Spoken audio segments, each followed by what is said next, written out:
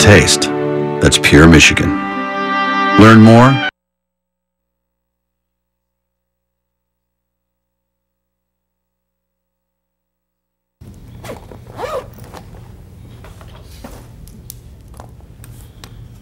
Okay, welcome to the August 29th special board meeting.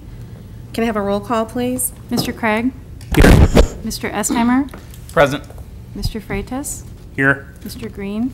Present. Mr. Koopser? Here. Ms. Reed? Here. Dr. Pomponio? Here.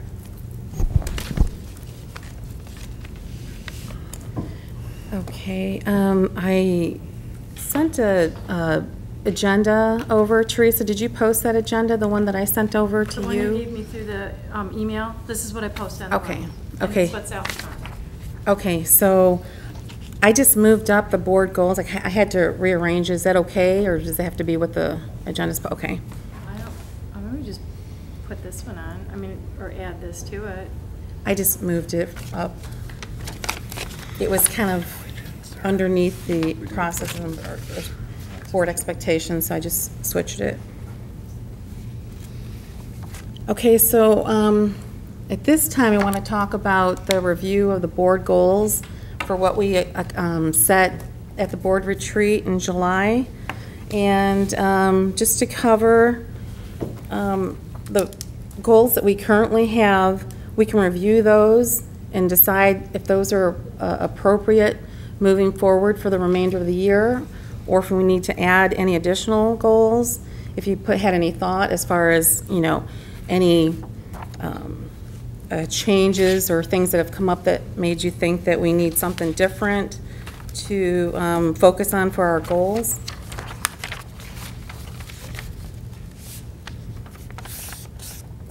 Okay, the first one, I'm just going to review for our, what we have currently for the board goals. Processes and procedures. This one is something that I think is still important. We want to make sure that all positions have proper job descriptions. That was sent to the personnel committee. That was one of the things that we were working on.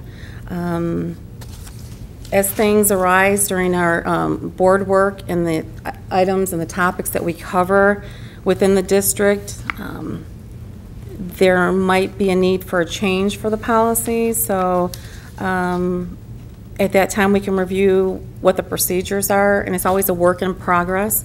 Just like when we first decided to go with Neola to strengthen our policies, we only had one binder full of policies, so we had to change the way the district operated with some of the law-driven policies. So an example, when Mr. Pinkowski had the items for the logos, there wasn't a process. So what did the people in the district do? What did staff do? So these are things we have to focus on. So if there's a need for a change or a strengthening of the process or a procedure, we need to work on that. So we can review this quarterly, like another couple months, and see if we need to add or adjust it, you know, work on it. How you want to review it, I don't know, but we need to cover it and make sure that we're at least focusing on it since it's our goal.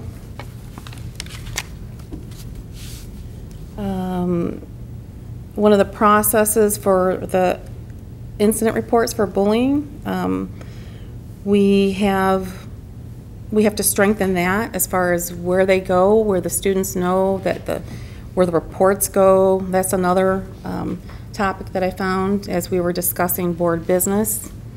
So that's the first goal. Is there any discussion on this particular goal? Is it still a good goal? Do you want to review, or do you want to add to it or talk about it?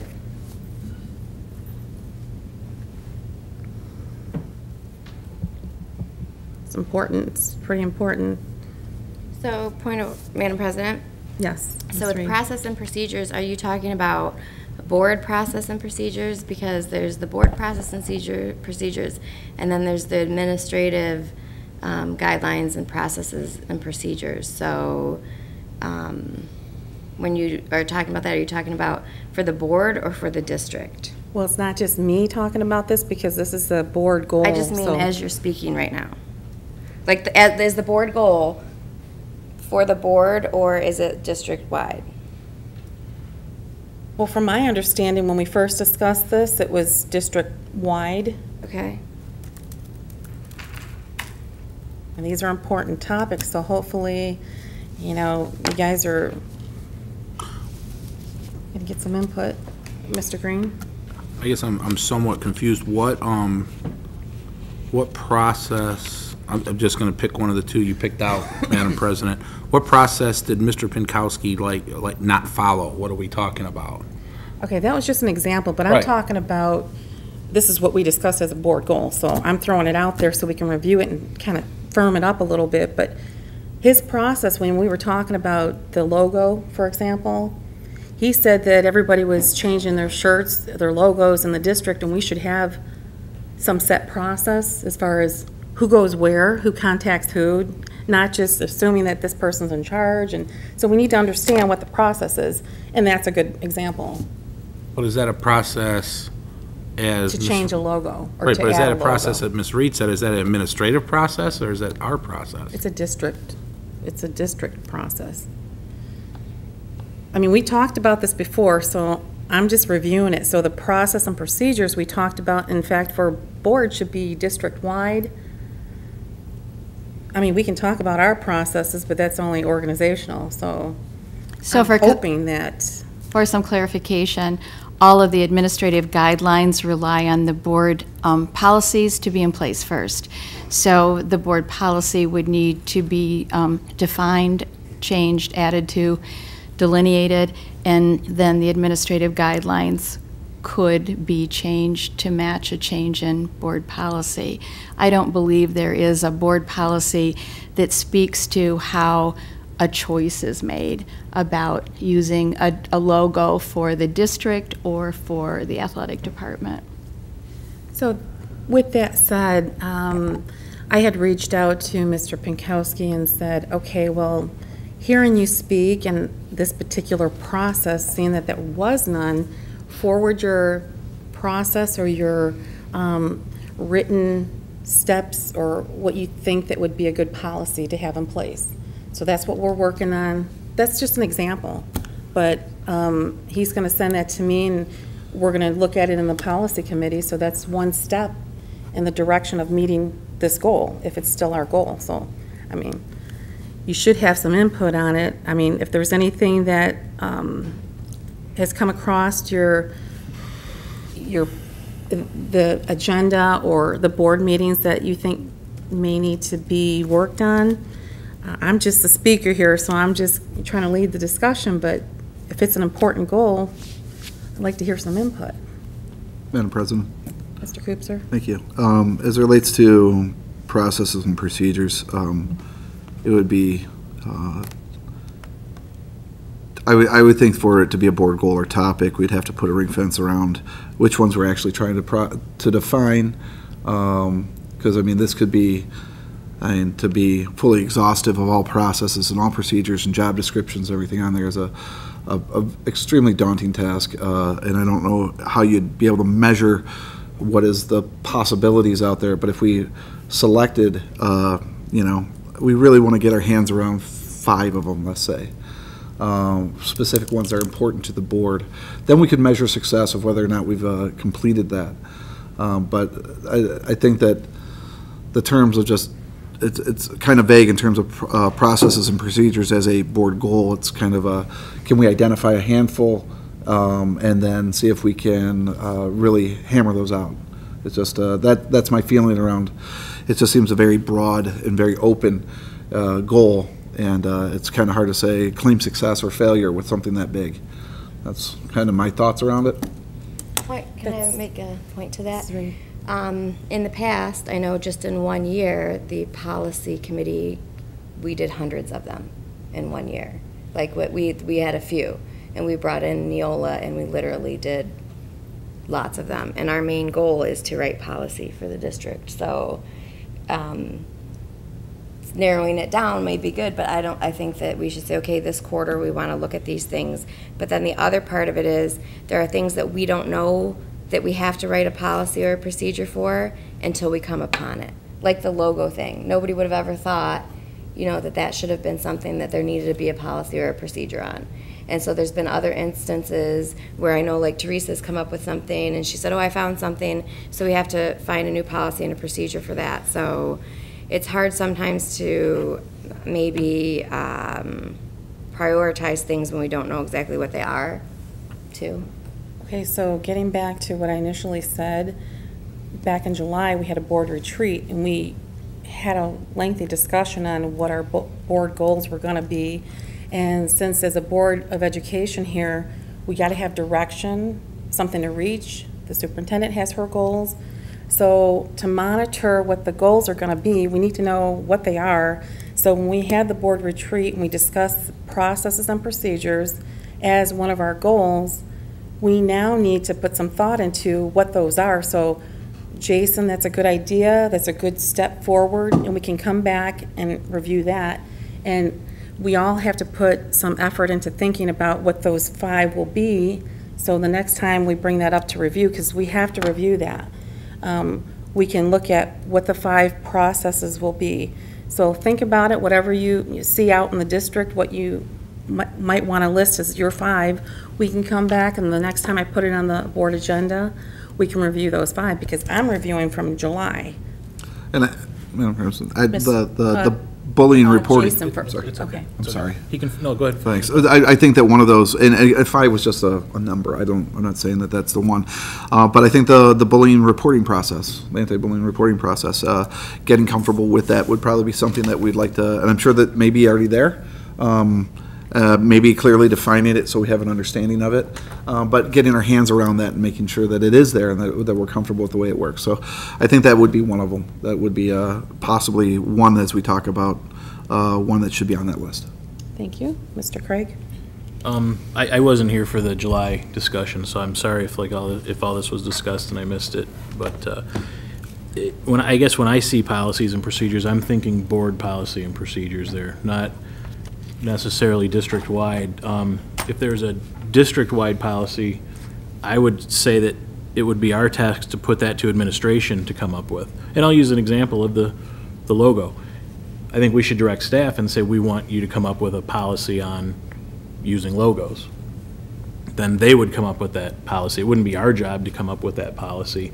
We would review the policy, we would agree with it or disagree with it, but I think that the task of actually doing that policy, because I don't know every policy that they have right now and procedure that they have. We might be coming up with things that they already have in place, or might miss things that they need, or take things in that they don't need. So I guess they're the ones who are going to be using the policy. I would like them to develop it if we decide that we want different policies or procedures changed. But when I see this, I guess I see processes and procedures as being our processes and procedures, which is what our goals, we have better control over and deal with. But that's just my initial look at it. Well, thank you for that, but I just said that part of the policy is to make sure that the things in the district, not us, but when the superintendent brings something to us or when the athletic director brings us something to us, that's when we notice that there's an issue. Not that we're going out looking for it, but that as soon as we see that there's an issue, bring it to the Board of Education, because the policy, in fact, when I mentioned it to Mr. Pinkowski, I said, it's your department, and if you feel it needs to have some structure, create a policy or write up some directions or some ideas or thoughts and forward it to the policy committee. And that's what we do. We review, but as a Board of Education, when we see things that are happening in the district, can't ignore it. We can tell the superintendent and she can keep an eye on it and monitor it, but it's our job too to not just sit back and wait for her to do it. She's got a lot of things to do. We need to say, okay, we got to focus on this if it's an issue, but we can't step back and say, well, let them handle it. I understand that part. No, that's not what I said. What I said is we should direct staff to create the policies that we want. And that's what I was saying. That's what I was saying that Mr. Pinkowski was doing. But I don't think we have the authority to direct Mr. Pinkowski to do anything. No, it's a conversation that said, well, when he brings this up, and I'm noticing, just as one board member, and I say, wow, you're telling me that nobody knew what to do or who to do this, and he's saying, wait a minute, all these people are doing all these different things. There's got to be, he's basically coming before the board saying that these things are happening. So I'm saying to myself, bringing it to the board, saying, okay, well, having a discussion with him, saying, okay, I noticed that there was a problem. Just put something together if you think that there should be some firm structure around this process, and if there needs to be a policy, write it up and send it to the policy committee. I'm not saying, Mr. Pinkowski, do this or that. That's not at all what I'm doing. I noticed something that was kind of chaotic and said, you know, do you think it needs some more structure? I understand that. That's why I pointed it out when Mr. Pinkowski was here. But he was just talking about an athletic logo. I think we have all of our brand and all of our logo that needs to be supervised by the superintendent, not just by the athletic director. And I guess that was my point as to why if we direct staff, then they can develop and it may not be a policy, it may just be a process or a procedure that they're going to have everybody follow. That's what I pointed out. That's the only thing I was pointing out. I just used it as an example. Sure. Continuing with that example, there are really two choices. If the board would like to have a board policy about logos, then that would be the appropriate place to start with the policy committee and to write a board policy. Once the policy is in place, then your expectation, and it's actually written into a board policy, would be that the superintendent would develop, along with the administrative team, an administrative guideline to go along with that. There are certainly administrative guidelines that can be written in the absence of a board policy. So the second choice for the board on that particular example would just, after a conversation with the athletic director, would be in a forum such as this to just decide that you don't need a board policy and just direct the superintendent with the administrative team to develop a guideline for just the athletic logos or whatever. You really have two choices, two different avenues, and it is pretty clearly outlined in the current board policies how that works. And that would clearly strengthen that chaotic process, whatever that is. So I'm just saying, you know, if there's anything else in the district that's like that, you know, if it's a board goal, of course we want to see that there's things running smoothly and that there's no confusion as far as what to do. And we, like I said, we talked about this in July, and so is this still a board goal? And if it is, then like Jason Koopser was saying, let's think about it. If we've heard something, if not, put down 1, 2, and we'll come back and we'll review it. I'm just trying to lead to the discussion here. Any other, Mr. Estheimer? Yeah, I just wanted to ask you how, from experience, how you would handle that. I mean, I agree that just having that as a generic topic of a discussion, we always want to make sure that we're checking ourselves for policies and procedures and being thoughtful in the process. But if we have a specific area of opportunity that we see, whether it's board-wise or district-wise, what's the proper procedure to follow in bringing that to the Board of Education? I mean, I personally have been sending it to you in an email, just a one-on-one. Yeah. Is that the proper process? Because I would assume we have a policy committee that handles this. Yeah. And I would assume sending it to you and you forward it to the policy committee. I just want to make sure that I'm doing the right thing. So normally, board members would send their concerns to the board president or the superintendent. And then the superintendent would say, okay, this may need to go to policy, or like she said, an administrative guideline. Okay. So as this is a specific board goal, you know, I mean, we might review them at a later meeting, but in the interim, if we see something that we feel is important, we just send it up the proper chain of command. Right. Thank you. Any other discussion? Neil, I don't know if you were here for that or not, but. I was. Listening to both Mr. Koopser and Mr. Craig, I kind of am in the middle. I do think that it's a daunting task by trying to take everything on, just kind of narrow it. But we don't know what we don't know until we don't know it. So with the the logo, just take that for instance, we didn't know that that was an issue going on. So we can't foresee everything. We just have to trust that we have the policies in place and the procedures will follow. We can review some of our policies and make sure that they're up to snuff. Okay, so we set this collectively as a goal, and I don't know verbatim what we spoke of or discussed, but I guess we can keep it as a goal. And I mean, Mr. Green? I think it's like a cat chasing its tail here. I think this is an evolving process is what everybody's trying to get to. We can have some specific goals to target process-wise, but as Ms. Reed pointed out, and Mr. Koopser, we don't know what might come down the pike. So it can still be a board goal with specific, targets, for example, as Mr. Koopser said, and as you noted with the bullying committee, but I don't think we're going to ever define everything right now. I think it's a continuous, evolving process that we're just looking at things as they arise. I don't know if it's a concrete process, so I think it's an important goal, but I think leaving it at that it's a goal, that we're going to continue to evaluate processes as they come up, and do we make the decision on some things, or do we direct the administration? I mean, that becomes our choice too. As for the logo, I think we're getting, I mean, I know it was just an example. I think we're getting off the track on the logo thing. I remember that conversation a lot differently. I don't think there was an issue with the logo per se. I think what Mr. Pinkowski said is that he wanted to leave it up to his coaches to have the logo if it was appropriate, but on the bigger items, like on the gym floor or on the school, that we were going to pick one logo. Now, maybe that's an example of something that we should write in a policy, direct him as administrator, write a policy of saying that the coaches, if it's appropriate, can use whatever logos and this and that, and then we can review it. I'm just using that as an example also. But the process and the procedures, I mean, I don't think it's something that is just going to get narrowed down. I think it's an evolving process. I think the process in itself of evaluating procedures is evolving. It's constant. Okay, so here's my input. So we decided in a board retreat that we wanted this as one of our goals. And what I'm doing is saying, let's see where we're at, what you've come up with.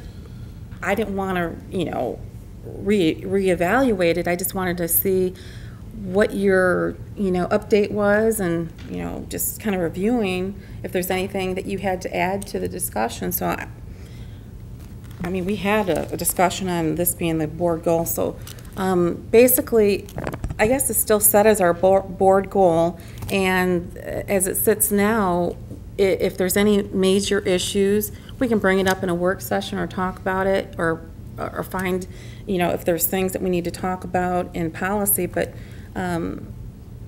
we can just keep monitoring this goal in the next couple of months, and then we'll see where we're at in the next couple months, because I'm just here to review this, and it doesn't seem like it's kind of a firm goal. So we'll just kind of leave that one. Madam President?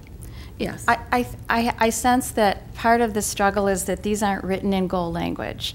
To be a goal, you might want to follow this, the specific. Is it measurable? Is it time bound? Is it achievable? This is just a phrase. It's not really a goal. And as I look at some of the other goals that you set, they lend themselves more easily to being written into goal language. For example, transportation, you can write a goal talking about that you are going to investigate the cost and the ramifications and, all the things that go into determining if transportation could come back and when it could come back and how much it would cost. That can be written into measurable terms. Right now, just saying processes and procedures, there's nothing about this that really lends itself to knowing if you've accomplished anything.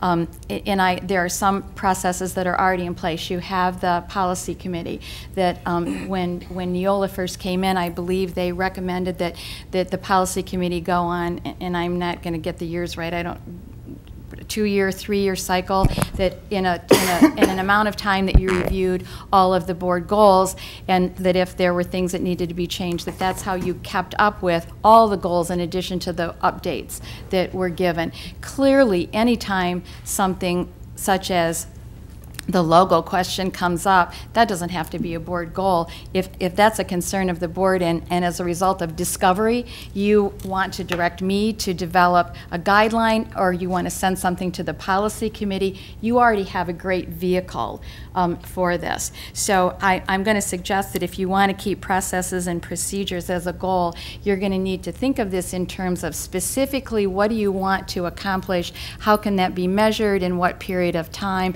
how will you know if you were successful. And I just think that's partly why this one is kind of hard to capture verbally right now. Madam President? Ms. Reed?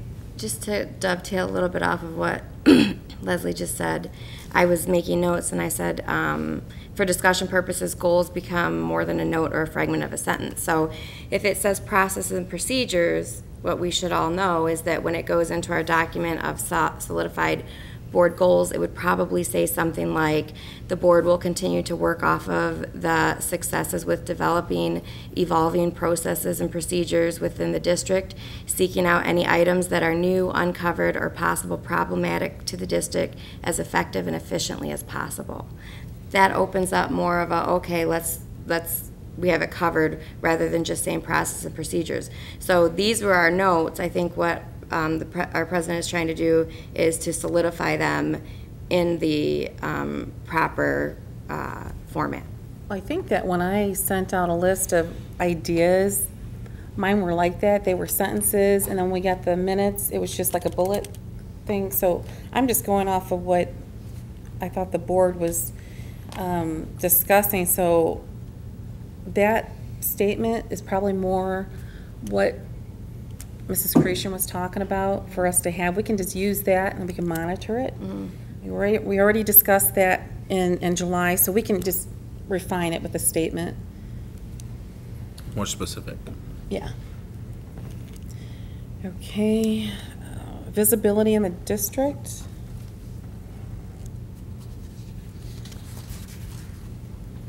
Does anyone have any? Mr. Green? So, just for my own clarification, we want to review this, and I mean, I guess on this one, visibility in district can only be answered by us in general, individually, you know. So, visibility, I'm sure, I know not only in the district but in the community. I know, I know Rebecca's involved in the community very strongly. Mr. Koopser and I, just out of the blue, I'm just going down the line of what I see at Grogan for one of our schools that we showed up on the movie night. I know you're involved in the middle school pretty intently, and so forth and so on. So, and we all been around walking through, seeing the meeting teachers at one point or another, and seeing the construction work and so forth and so on. So. I mean, I would say that the visibility in the district for the board to show that we care is pretty good for the most part, in my opinion. So when we talked about visibility, I think we talked about parents do like to see board members at the buildings. I think we talked about attending athletic events and school events. I think we pretty much all do that. So, I mean, I guess we can just keep it there and decide, if we want to add to it. Also, visibility is more than just our faces out and doing things, whether it's in the building or the city. It's visibility is keep our YouTube. We have our board meetings uploaded now, where I know that for a minute you had talked about having information on the board at the schools or in the school office or things like that. So it's a lot more than just being present at activities are in the buildings and even in the city, visibility has to do with what we're working on and people to see what we're working on too. And to know who the board members are. I know we talked about having the board photos in each building. The board agreed to that, I think, a couple of times. So I don't know whatever happened to that. And we had mentioned a board sign with the board names, at least on the outside of the board office. And I think we have a printout paper that says that. I'm not sure if that was the one. Or did you order that one that has the pegs in it or the letters that we talked about that so that people know who we are. I know I had questions or comments about that before. I think we talked about that at the last retreat. And as a board goal, if I can. Mr. Koopser? Thank you. I think that, yeah, there'd be opportunity for, and as much as Mr. Green would like to give me credit, as I appreciate it, I think that there could be more that I could do to be more engaged with some of the, I would say, the district itself, being more attentive to things such as PTO meetings or to maybe the FIC committee or the maybe some fundraisers, things like that, within a level of reason. Of course, I have other priorities in my life as well. But I think that there's opportunity with that.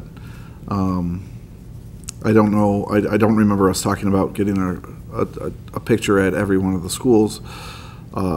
I don't recall that conversation. If we wanted to talk and address that again, I'm sure we could. But I think that there's opportunity, and I think that's a reasonable goal in my mind of that I could put some type of, you know what, I'd like to attend some type of activity to make myself available more to some of the maybe administrators or maybe teachers or PTO staff, so I can hear their concerns. Just so it's nice to hear it from the people. I know that there's a chain of command as it relates to concerns being funneled up through their administrators and up to Leslie. I get that, but I want people to feel that we're approachable and available, and being out there and interacting with them is a way of doing that.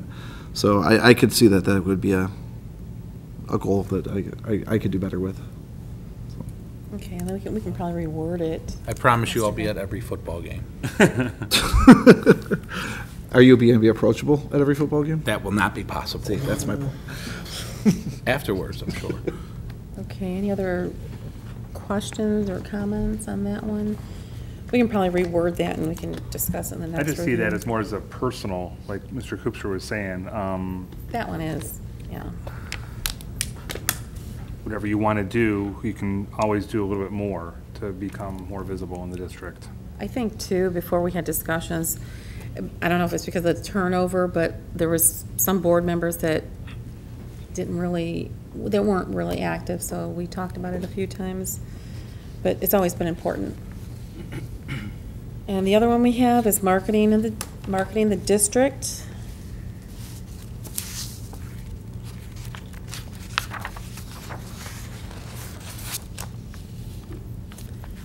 We had some discussion before about how we can market the district, at the very least, be positive about the district, you know, and try not to, you know, I don't know, pass on any rumors or, you know, to keep everything positive. I know that that can help market the district by keeping the emphasis on student achievement.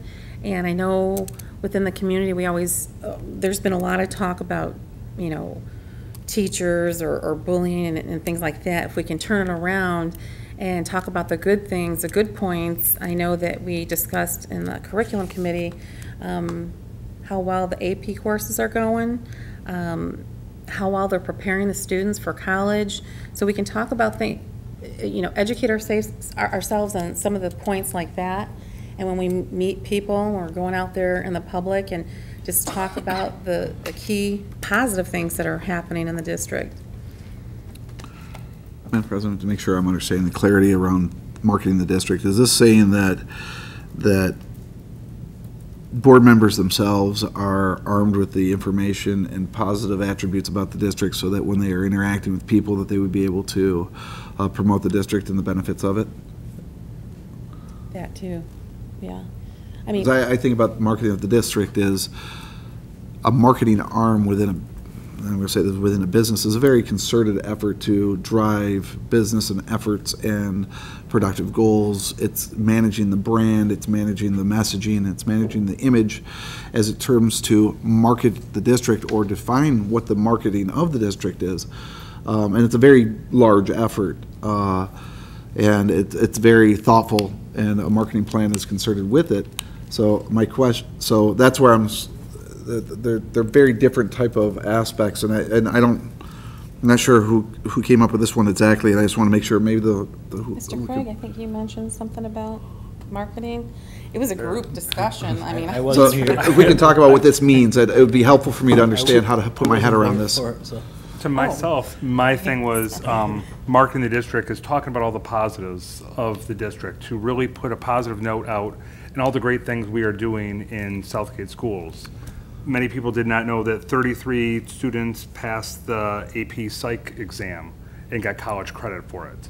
So just promoting the hard work that the teachers are doing, that the students are doing, and letting everybody know. Is I didn't know that till Mr. Piaz told me that, and a lot of people did not know. So just trying to keep a positive spin on the great things we're doing in the district. Mr. Esheimer? And to Mr. Cooper, as far as controlling the messaging, what I usually do is whenever Leslie posts that Facebook update, I copy that link and I paste it on my own specific Facebook page. So that sort of helps me help her control that messaging. And then anything else that we pick up along the way that has been run through the board will kind of, I'll post the YouTube video link and that type of stuff, as I know Rebecca does as well. So I think that those things kind of help control the messaging, but I think that's where I'm at with that. I'm not sure whose goal that was and what specifically it was about, but if it was about keeping it positive, I think that's sort of the area that we've been going in. And that's kind of why I wanted to review it, because as a board, we need to have some goals that we're working towards so that we can, each year we're supposed to have board goals, and, I just wanted to make sure that we knew what we were reviewing. Mr. Craig? Just one more general comment. Like I said, I wasn't here for the discussion, but these are all great things. I just don't know that they're goals. Like the superintendent was saying, goals are measurable. Goals are something you can say, I'm going to get this done. I'm going to accomplish something. I mean, all these are great things, but they're not. I don't know that they're goals yet. They might be goals. But I don't see them as goals yet.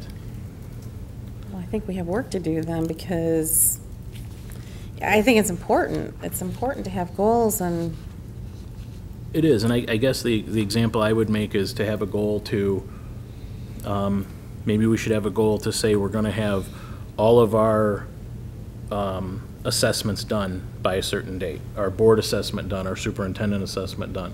We're going to have all those, that's something that we need to do, so we're going to have all those done by a certain date, and then we can, that's something that we can measure and do. I guess that's I get into this in my job sometimes, where we have all kinds of great things that we want to accomplish, but they're not necessarily goals. And until we can decide how we're going to measure each of these things, it's not really a goal. so I reviewed several districts, probably about 7 of them, throughout the country and here in Michigan, and I read some of their goals, and some of them are broad, some of them are individualized, but they're their goals, and they're working toward that goal. So, I mean, I hate to revisit this in 2 months and not have a set of goals, because we had this on the agenda once, we had this on the agenda this time. So, I mean, I'm trying to lead the discussion so that you guys have some ideas of if this doesn't work, what thoughts do you have for us to be focusing on? Mr. Green? You for Tim, did you? I'm sorry, I think Mr. Estheim, Okay. Madam President. If I remember these, it seems like we've had a million meetings since then, and I know we haven't, but with all the information that we have to, that we're exposed to, so some of it seems, for whatever reason, unfamiliar. But I know that prior to that goal-setting meeting, I mean, it was like a month that we were going back and forth, you know, email me your goals, and we all came, I think you asked us to bring 4 or 5, and we all came with those. So even if we weren't at that specific meeting, I don't know if you had any specific goals that you shared, because I know it was requested, so we can come to the meeting prepared. And I remember laying out, everybody read theirs, and whenever there was some consistency, like 2 or 3 people shared the same one, that's sort of what I'm on the list. So it sounds like what we should have done, or what we can do, maybe at a work session, is find that information, or if this isn't the right information, find what we all kind of agreed on. This was it. Yeah, but I mean, this is concise. I mean, it was much more detailed when we actually reviewed it, because everybody had to have their goal, and then how they foresee it, you know, like what the goal was and how they foresee it being accomplished. This is what I got from the minutes, so that's. Right. I'm just saying, if we reviewed that meeting, and then we can have a meeting on setting them as goals, as Rebecca had mentioned. You know, she took 30 seconds and typed up a beautiful goal for that specific number 1 process and procedure. So I think that maybe that's the next step. We're sort of bypassing the next step, it sounds like, and that's not any fault of yours. You're just reviewing the goals. But I think that maybe the next step was turning our thoughts and ideas into a goal format, and then figuring out a way to measure those, as Jason even said from the beginning. Well, I know that's what I did. I brought those, and I think you brought a few, and we discussed it. Yeah, So we all can brought 4 or 5. go over the notes and kind of review it again and come up with some statements that fit these. Just to turn them more into, like Leslie said, into actual measurable operational goals. Another thing too, we must be very careful, like I know Jason was just using it as an example, but when we say we will have our reports done by this date, well, we have to. That's state law, it's required. So if we're making a required item of our job description one of our goals, that doesn't really make sense. Where I'm going with that, we're not going above. We haven't always met, and your goals don't have to be an above and beyond your job, but we haven't always met that requirement of when we were supposed to review. We have, because they have to be entered at a certain time, and a phone call always went to the president to say, give me what your numbers were, because they have a date to do that by. So like, that's a great idea, and I'm not saying like above and beyond all the spectrum of what we're supposed to do, but maybe the way that we're supposed to do it. So that would be one thing to throw it in here. And just like, I know Jason had talked about transportation, and Leslie just touched on this, so you know, the board will work to reach together information this is what was said at that meeting, to gather information to further discuss surrounding transportation being an option again in the district. A report will be available to the public that included public input and be part of discussion mid-year. With marketing in the district, we had spoken specifically about how do we keep Southgate students in Southgate. So it came down to saying, okay, let's call that marketing.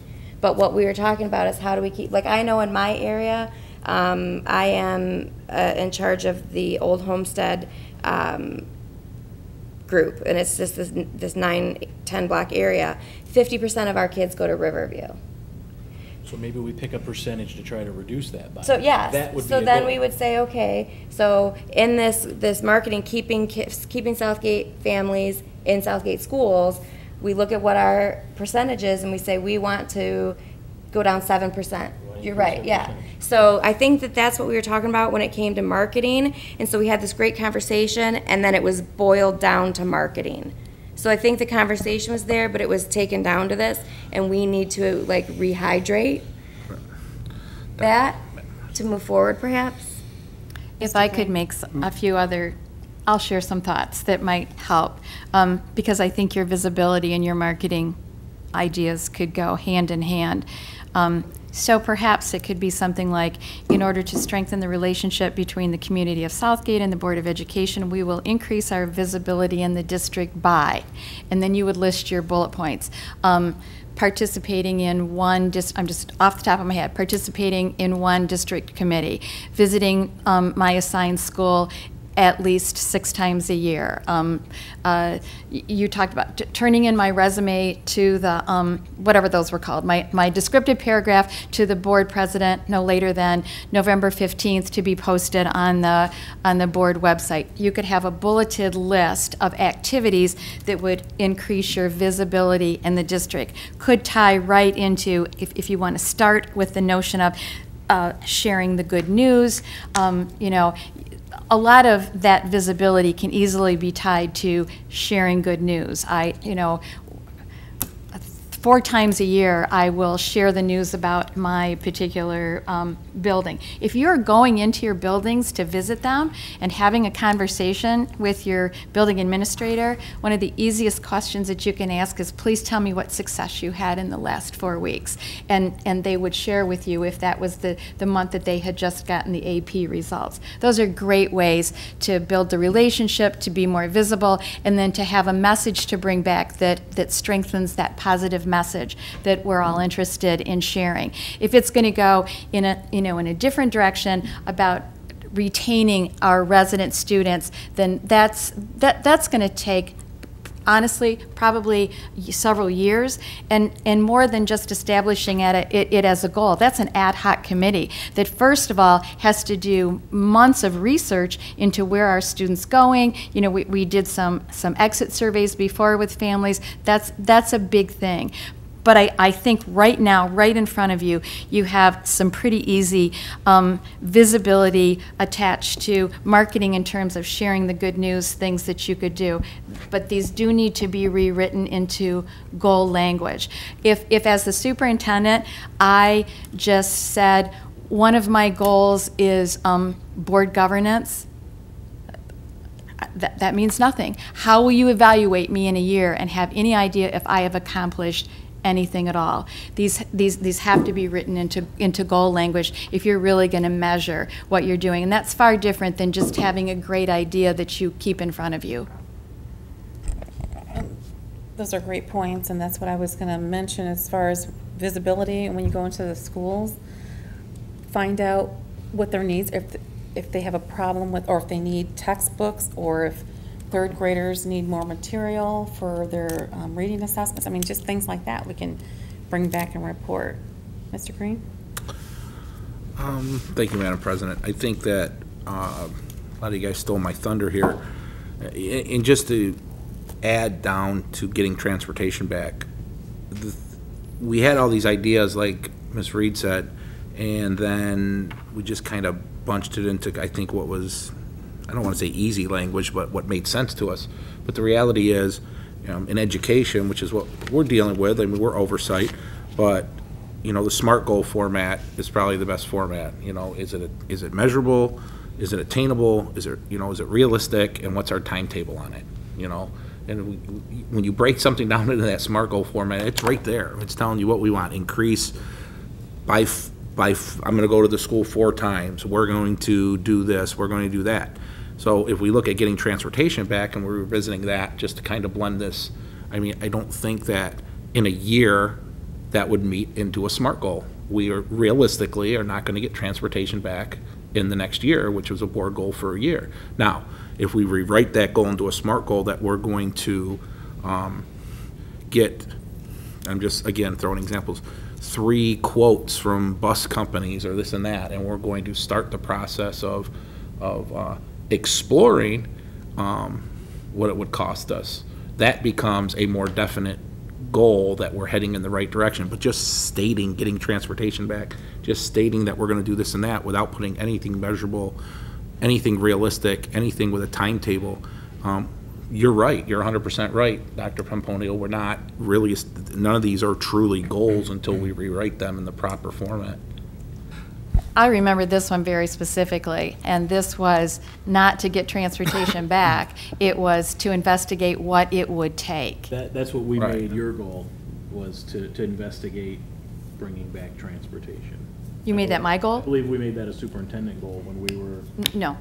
I thought You've approved my goals, and there's nothing in my goals about transportation. Well, because we made that a goal made that somebody's goal at a board meeting. You gave a direction? It wasn't at the retreat. We made that somebody's goal, whether it was our goal or the Then it should be in the superintendent's minutes. goal. We should. We made that at a board meeting. Even if we did, getting transportation back, if these are our board goals for the next It year, was investigate. yeah, that's what not. it word- Right, I remember No, it was that. investigate in what way we could bring transportation back and how. That was made a goal, because I remember I'm the one who said it. I'm gonna look over my And it notes was too. I at just a went through the board meeting. minutes. And it was at a board meeting, it was not at the retreat. But even if it was, what I guess what everybody's trying to say in a nutshell is that it sounds good that we're doing this, but we need to put this, into some format. Like, we said it, but have we done it?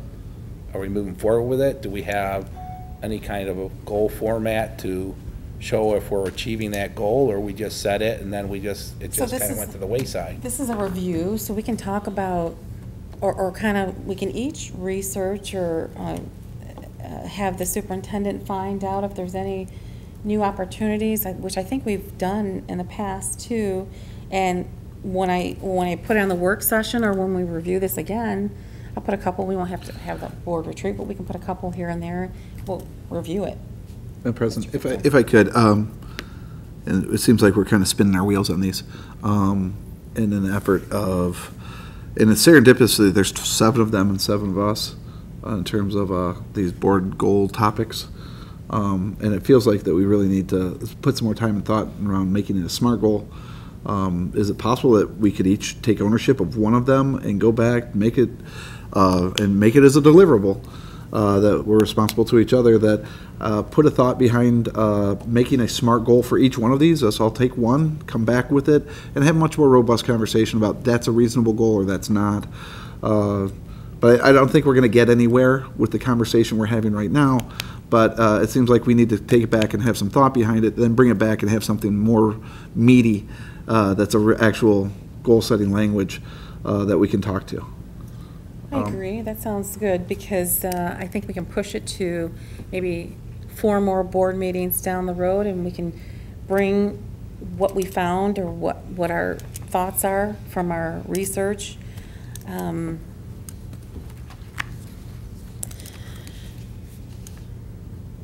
Before we go on to assigning who wants what, Mr. Green? I don't know, it's just an idea. I don't know if Yeah, anybody- no, what I everyone thinks understand. about I want to that. make sure, like, if we do this, let's stay consistent with what process or what format we're going to use. Is everybody familiar? Is everybody good with using I a would SMART just goal? wrote, I just wrote down to send, SMART I goal. will send you some SMART goal formats for you to choose, which I'll find some templates for you to keep it consistent. I think that's an advantage that Neil and I probably have. 'Cause we have I'm to do familiar SMART with it as goals. well. Yeah, okay, I'm okay. familiar. Some people are, some people aren't. Perfect. Okay, and as we continue this discussion, is there anything that anybody else thinks that should be a goal? Put any thought into what should be a goal? A couple of ideas I thought about was just having as a goal improving student achievement, because we need to monitor what we're doing in the district. Are the assessments current? Is there a need for assessments? So that keeps us active and looking in that direction as far as the main goal of students. Are they getting the right materials? Are they, I don't know, if the M-STEP scores play into that too, but we can monitor from year to year. But if this is our goal, we can monitor, and like promote our students are achieving here, our students are excelling here. So we can let the public know that it's a concern of ours and it's something that we're thinking about. And if it's a goal, it's something that we're gonna keep an eye on and monitor. If I can,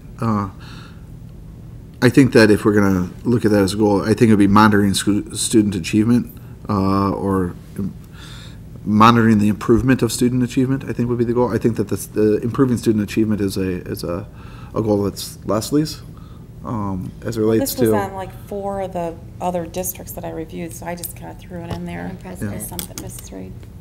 If you'd like, I'll spearhead the improving student achievement. I know I had shared with you some articles that talk about how a successful board directly impacts the improvement of student achievement. That's why I put it on here. As a bullet. And when I went to successful board championship, superintendent championship meetings, that there were 7 meetings. They were all across 2 states. The very first thing they said, that if you are a school board and the school board doesn't recognize that your job is to improve student achievement, you don't understand what your role as a board member is. So, and those articles went toe and toe, and they were from ASB to several different organizations throughout the country, why the board can impact and how the board improves student achievement. And there's a science to it, and there's things that go underneath it. So if that's the one that you'd like me to play with, then I can take that one on. And just adding to that, I know some of the directors up at MASB, and I had a discussion with them as far as what classes, what are they aligned to, and many of their classes align to student achievement, for board members to understand what that is, how to impact that. So I don't know what the board thinks about having that as a goal. We could minimize the list, or, I mean, because we just have the 4. The other thing that I thought was important, I did a lot of research. I talked to some people about what a good district or board goal would be, is to improve the district culture and climate, to be a more family-friendly district. And I think that one of the areas that, I don't know what group, but I think you mentioned it, Leslie. I thought it was in one of the strategic plan when we discussed our goals, and it wasn't one of our directives, but it's something that's important, because we don't want unhappy parents. We want more students, so that can tie in with marketing, but there should be a change in the district culture or their climate. So parents are complaining that they're not being heard, or processes and procedures aren't there, but just for a more welcoming experience. And if there is bullying issues, we need to head that on. We're always looking at that, but I'm just using that as an example. But for the new families and the students who are here, I mean, we want to hear more happy things, more positive things than complaints.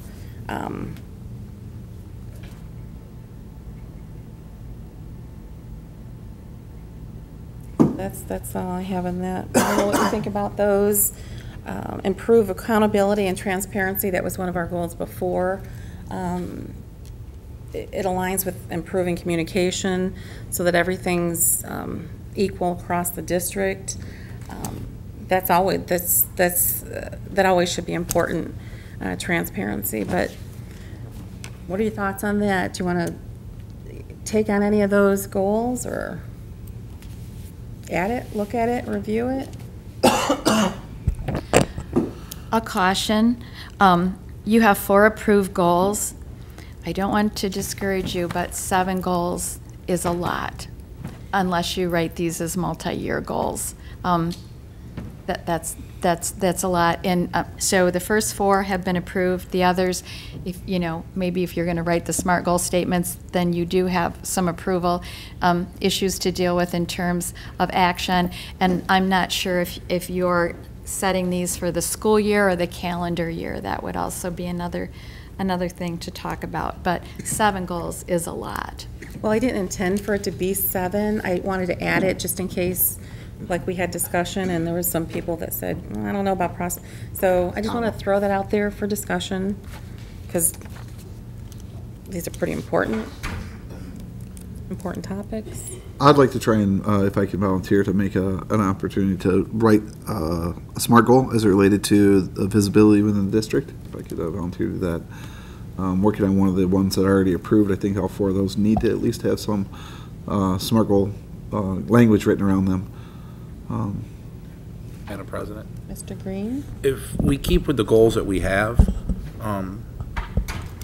you can assign two people to one goal and maybe work together, and then one person would have to double up. That would keep us at 4 people. Somebody had to double up, but if I worked with Mr. Craig on something, he wrote a SMART goal, I wrote a SMART goal separately, then we collaborated together and said, well, what'd you think of this and that? What was similar, different? We worked on it together. We could handle one of the goals. I don't care how we team up. I'm just using that as a example. So Mr. Craig and I worked on one, and Mr. Estheimer and you worked on another, and Becca and Mr. Freitas worked on a third one. But that, you know, there's your 4 goals, our 4 goals. You just have one person to have to double up, and it keeps it still concise with 4, not adding into 7. So, and then you could probably get into that SMART language. The question would be thus is, are we sticking with the 4 goals and trying to clean it up into more concrete language, or are we going to make a change? Okay, so improving student achievement is not a goal, and improving the district culture is not a goal, and improving accountability and transparency is not going to be a goal? No, that's not what I meant. I said we've already approved certain goals. Oh, I know. I But started I mean, throwing it out there. if we want to move one onto the other, if we want Like to change processes one. and procedures, that might be I mean, that's what very I'm saying. broad. Right, that might be too broad. I mean, I don't know, maybe we pick another goal here and concentrate on the 4 or even 5, and if some of us have to double up, then we try to write them in a SMART goal format and see where we're at. But I think we can put accountability and transparency in processes and procedures. That's something that can be written in that too. Fine. Whatever the will of what we discuss here. Okay, so this sounds good. That's like a homework assignment for the next It really is. 4, not 4 weeks, but the 4th board meeting. We'll put it on the work agenda and we'll review the goals. But I can take on processes and procedures. Wait, Rebecca, did you mention something about that? Did you put a statement together on that? I've written a statement for all of these things, but I just tell me what to do. Okay, I'll look into that too, processes and procedures, and then if you can, and I'll let the community know what your interest might be right now, so we can come back and say, okay, this is what we're going to focus on, so you can kind of. I mean, I'll team up with somebody, or I'll handle myself the visibility in the district. And I think that Leslie already kind of wrote half of that. I just got you started. Yeah, so I'll take that one on. So Mr. Estheimer's going for That was the one of easy my homework assignment? original goals. I was just reviewing. You actually Yeah. assigned 2 goals for Yeah. each of us, and that was Yeah. one of mine. It wasn't as concise as that, by the way, but that was. I'll one of work, mine. if Rebecca doesn't mind, I will work with her on the, if that's going to be one of our goals, improving student achievement. I think, is that okay, Mr. Abbott? You and I can work together on that one? So we do want that as a goal, the improvement? Well, I mean, if that's what we're, I don't know. I guess I'm still confused what. I Well, would don't think be that, confused, let's hammer No, it I know, out, let's that's get what it I'm out. saying. That's what I'm saying. I'm confused. Where are we at? Don't get mad. I'm not getting mad, I just want to set some direction so we Well, don't we do are. this again the next time I we get it, review. but I'm confused at the fact there's 7 here. We're gonna stick with the 4, or we're gonna have different ones, is what I'm saying. Okay. I think improved student achievement's good, so we, if you guys agree, can we have a consensus? You want to let us know what that, if you agree, then Andy and Rebecca can work on that? I'm saying We that they can can vote on work that on in the it next- without having to say that it's a goal at this point. Let's get the SMART language, define it as a goal, and if we find that it is robustly written enough that we can understand what the objective is, then we can say, yeah, that's a goal, or no, I don't think so. Well, we're behind on the goals. We need to get these goals down so we can work on them. Hmm? We're beyond the deadline.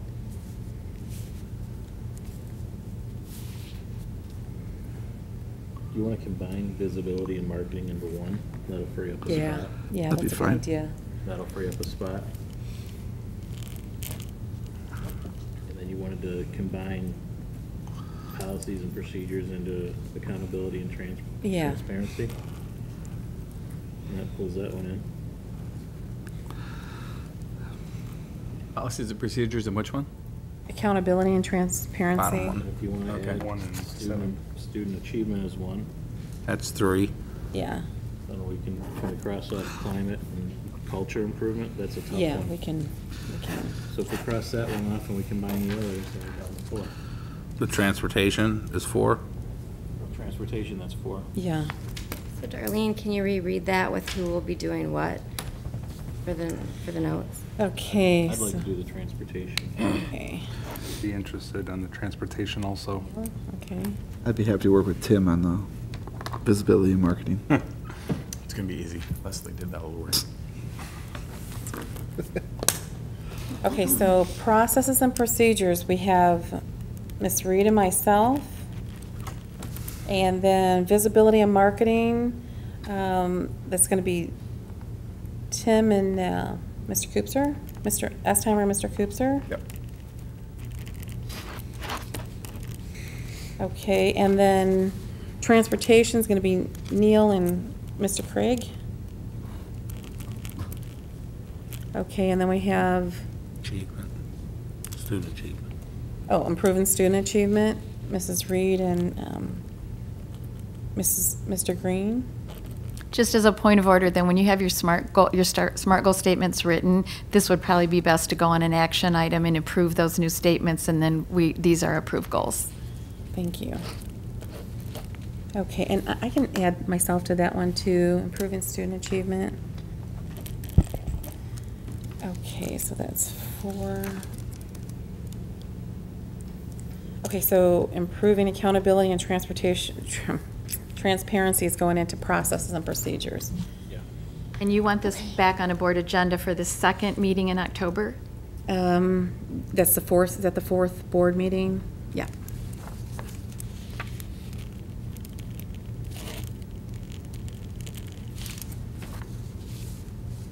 Okay, any other questions? It would be the 4th Tuesday. 24th. Okay. When do we want to make these drafts due to each other? Before, you probably want to communicate before the 2nd of October. Well, we're going to be working right away on it. Yeah. It's just, we're going to bring these drafts back to this board for us to look at it, so we're not seeing them for the first time on the second board meeting of October. It's like, just, we want to say in the end of September, second board meeting in September, that we'll bring the drafts back. 26th? Yeah, by the 26th, we can have the drafts back and Yeah, review. I think that'd be great. Okay. Who was on visibility and marketing? Myself and Mr. Estheimer. Okay.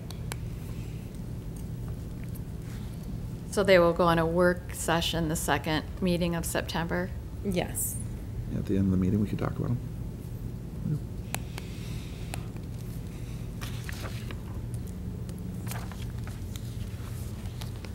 Okay. Moving on to review of board expectations.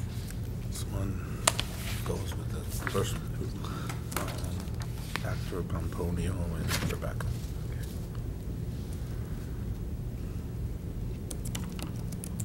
Okay.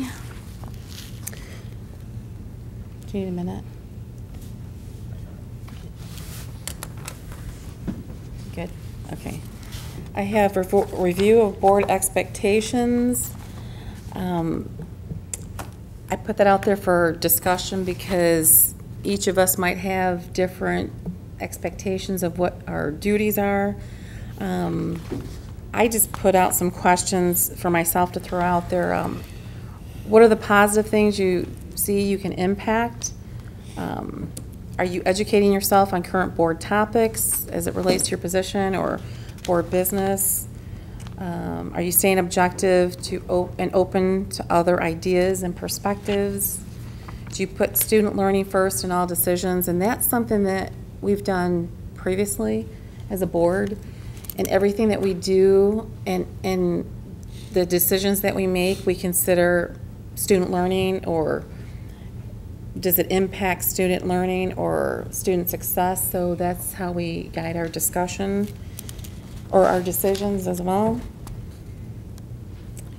Do we use cell phones during the meetings? And collaborate as team members working together. What do we do, or what can we do to work together? Hold each other accountable for, if there's things that you see that we should be doing better, give us some feedback, or, instead of talking bad about other board members. That's one thing that I said in the organizational meeting. It's unprofessional to talk about other board members, and I've heard it a couple of times, and I think it's not good for positive marketing. It's not good for the district, and I hope that I don't get to see that again, because it's not something I want to see. Board members should be working as a team. We need to find ways to work together instead of like teaming up against one another. Not saying that it's actually happening, but you know, the talking about other people that shouldn't be happening. These are just some things I'm throwing out there. Tim brought up a good point too with the email. We've kind of gotten used to emailing everything back and forth, and I've had some discussions with Brad Banasek at the MASB and other board members and looked into this, and with your information, the policy, we've actually done that before, and I brought it up. And anything that we say in an email has to do with board business. We're not emailing each other for going to the Tiger game or anything, but it is board business, or it's linked to board business, so it's considered an open meeting. So when you reply all, or you throw information out there, you can to all the board members, but you have to have a disclaimer. And the disclaimer should say, yeah, and that's the one that I got from MASB too. Yes, as a board member alert, this email is not for interactive discussion purposes. The recipient should not reply to it or forward it to any other individual. That's supposed to be a kind of a legal stamp on all those replies that we make. Right, and I know that sometimes We send. emails can get emotional, or they can mean one thing and be perceived as another. But I think I'm guilty too, where sometimes I put the disclaimer in the email, but it's stopped. It just, you know, kind of got habit. But that's something that we can't do. We can't reply all. If there's something that needs to be discussed, we need to discuss it in person. I wanted to bring that up because, you know, you did bring it to my attention too. I just think the policy, you know, I sent you some documentation that you have, and I just would advise that the policy committee should probably review that and come up with some policy that speaks directly to email usage. It would just help cover us, because any discussion that we have via email with a group of us constitutes a meeting, and it could possibly violate the Open Meetings Act. So it's better safe than sorry. So if there's some board language or policy that could be constructed to kind of help guide us, that's all I would suggest.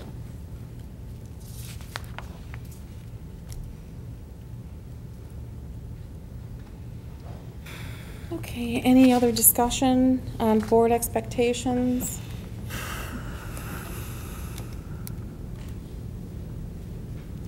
Okay. Board president, traditional expectations. This is the first time that I have been the board president, so it's maybe perceived as what I'm supposed to do, what I'm not supposed to do, what I've seen other board presidents do, but if I can have feedback on that personally, I'd appreciate that, because I'm just doing what I've had experience watching others do, or hearing from MASB what is appropriate. So as far as the board president traditional expectations, I think that, and like I said initially, I think everyone on this board should receive all information. In the past, that didn't occur. So that's something that I felt was appropriate.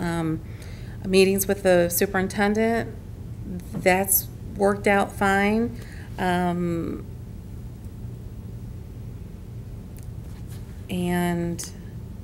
if there's any, like I said again, if there's any conflict, we're supposed to work as a team, so hopefully it can be brought to my attention or somebody else's attention. But, you know, just to know that there's other people, there's parents out there in the community, and sometimes, you know, people will hear things or say things or bring things to my attention or to somebody else's attention, and I just hope that we can keep it positive.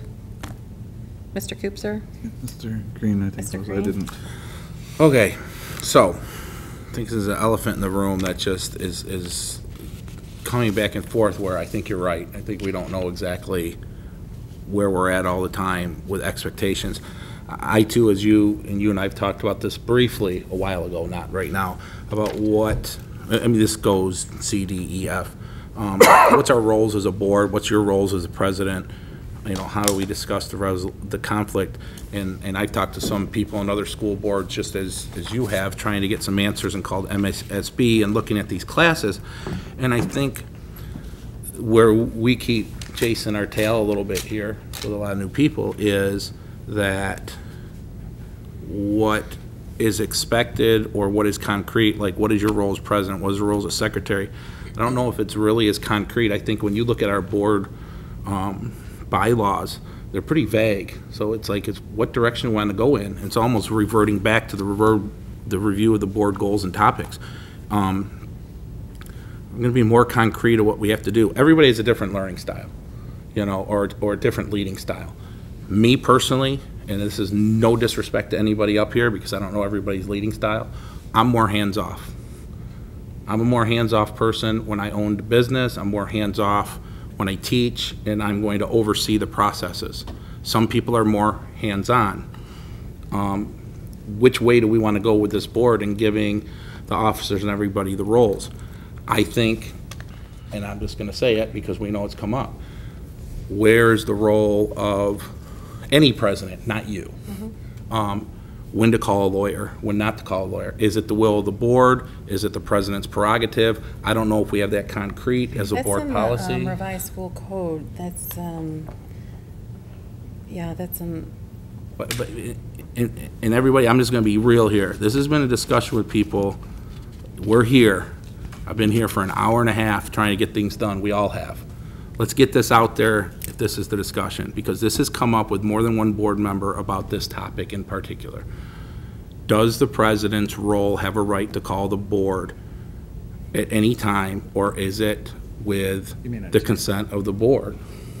I mean, we talked about this, and I'm not the only one, because if we walk out of here and we don't get some things concrete in this discussion, we are going to be doing this over and over and over again. Well, we have a policy that states that the board president can conduct other duties, and then there's a list of language. I don't have it with me because I wasn't prepared, but I do have confidential resolution, and it states what the board, that's why I got that, and that's why you encouraged me to get it, because it spells out different language, court cases, and language from the revised school code as far as what those duties are. And I wasn't sure because there was so much discussion, but I am bringing it to a work session so we can review it or approve. Actually, the resolution is not somebody just putting together a list. It's law-driven. So that's a resolution I think I'm going to put to action item. We can discuss it then.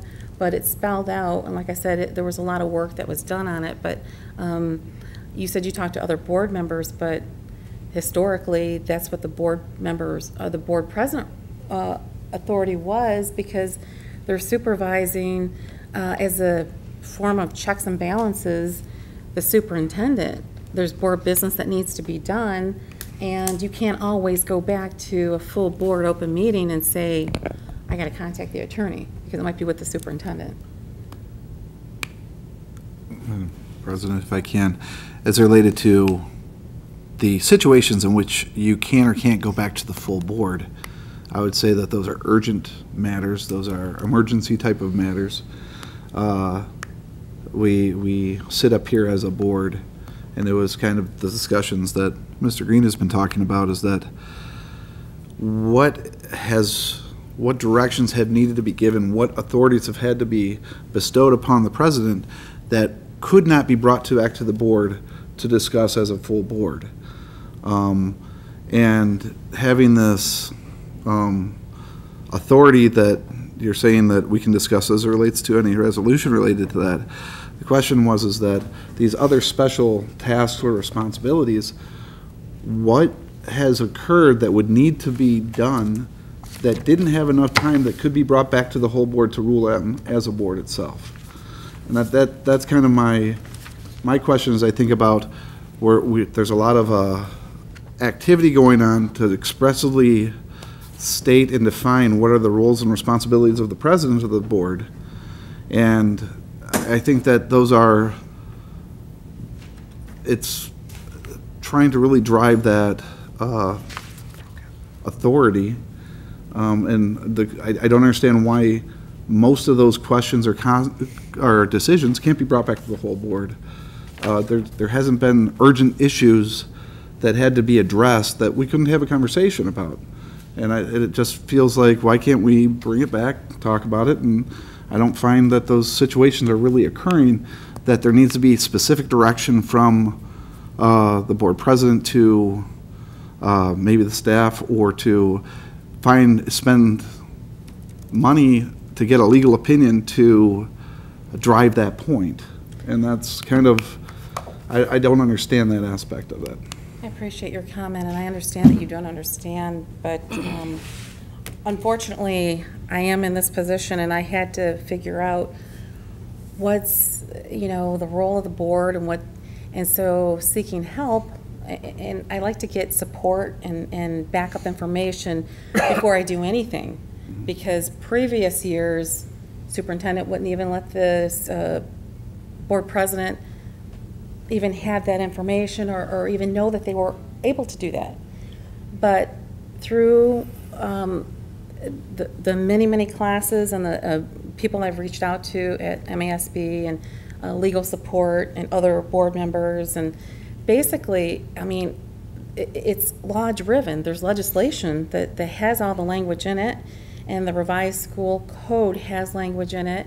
And for me to seek out the legal opinion, attorney said, absolutely.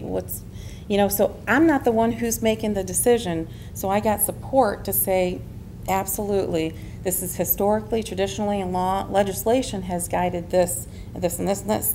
So I'm just, as a messenger, saying, okay, I can respond to you that way, but I probably want to better bring that resource and the information with the resolution, so I have that language and support.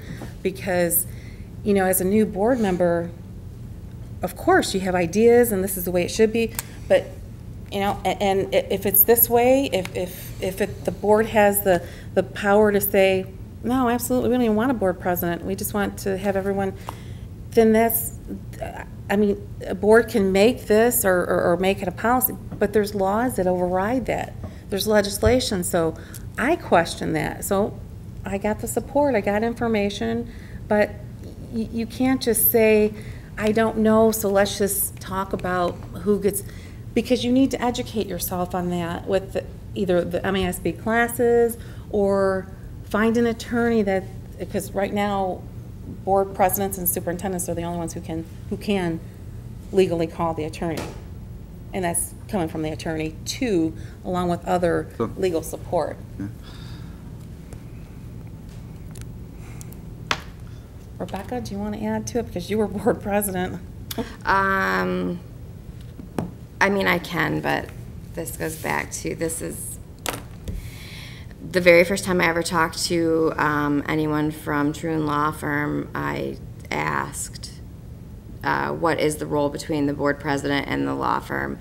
And they said that the president of the board is the only board member who has the authority to contact the attorney, and they can do so whenever they like, and that is part of their role in monitoring, maintaining a district, and overseeing administration and the superintendent.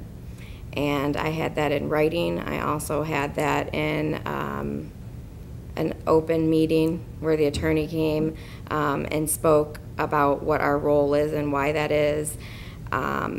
It was not a problem at all until an issue came up, and now it seems like we're reliving that. I don't know why we call it a confidential document, because it's all information that's gathered, just put together in a format as our specific counselor's wording.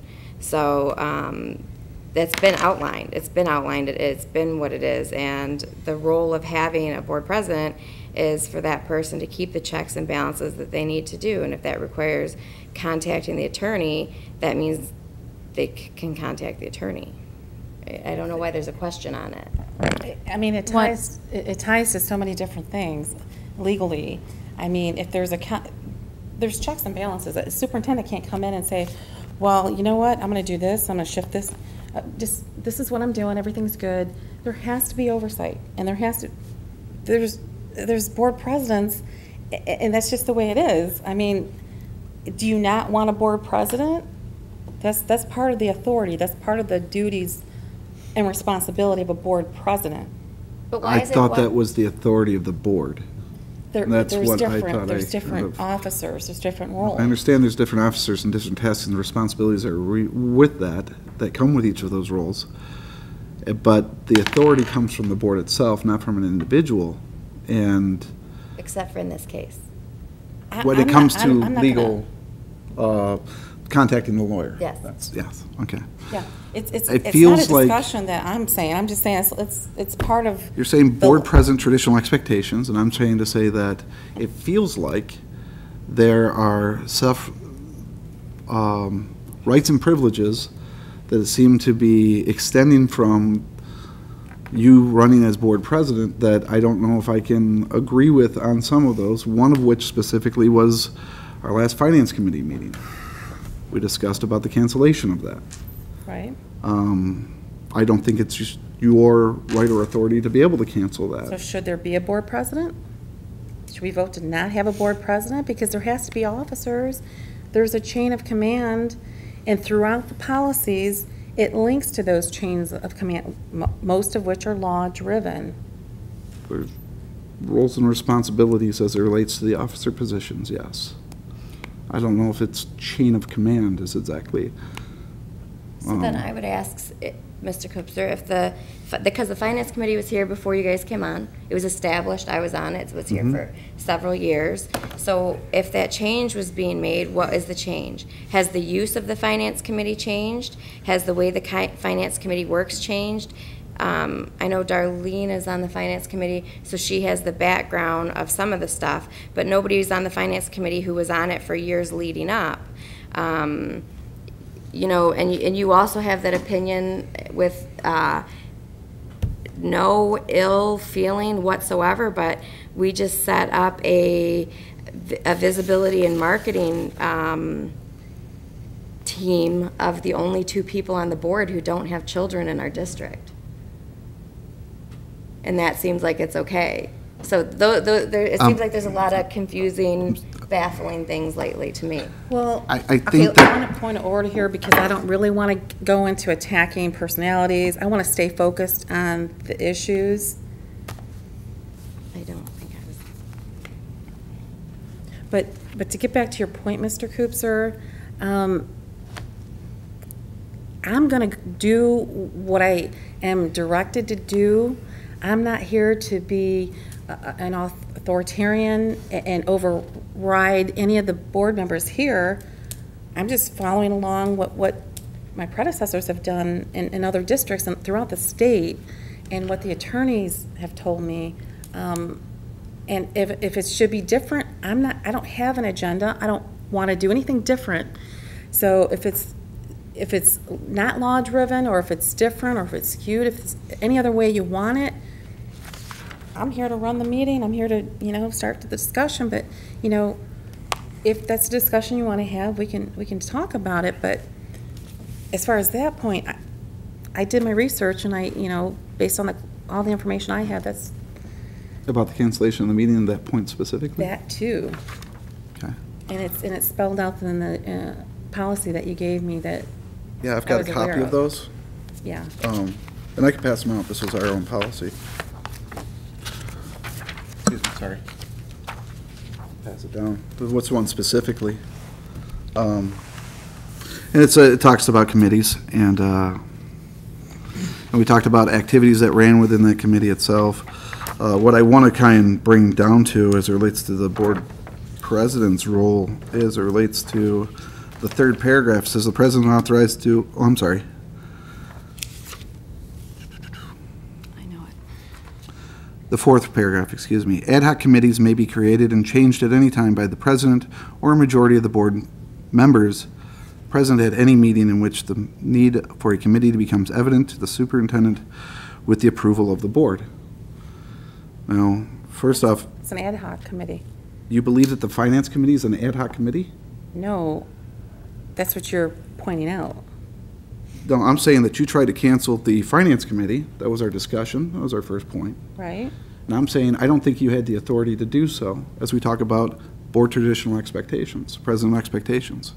I don't think you have that authority. And I'm going don't back to a think. policy. And the way I interpret this, ad hoc committees can be created or changed.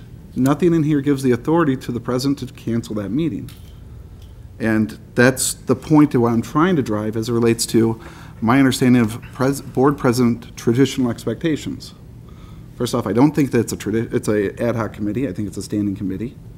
It's been here long before anybody who's been on the board has been here.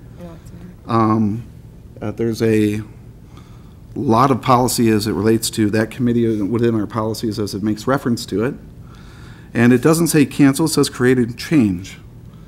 So my point is that I'm feeling, though, that's the example that I was given at our last Wednesday, that I think that you're extending the authority of the position specifically on this topic. Okay, well, I also canceled the curriculum committee, and I also brought back the curriculum committee. Finance committee is one of those committees. Whether you canceled it and brought it back does not mean you had the authority to. My point is that this ad hoc committee is a standing committee, and the way I'm reading the policy, and I would ask you at that point if we could bring it back to the board for them to read it themselves and have their interpretation of what your authority was to either cancel or not cancel this committee. This is item 4, the ad hoc committee.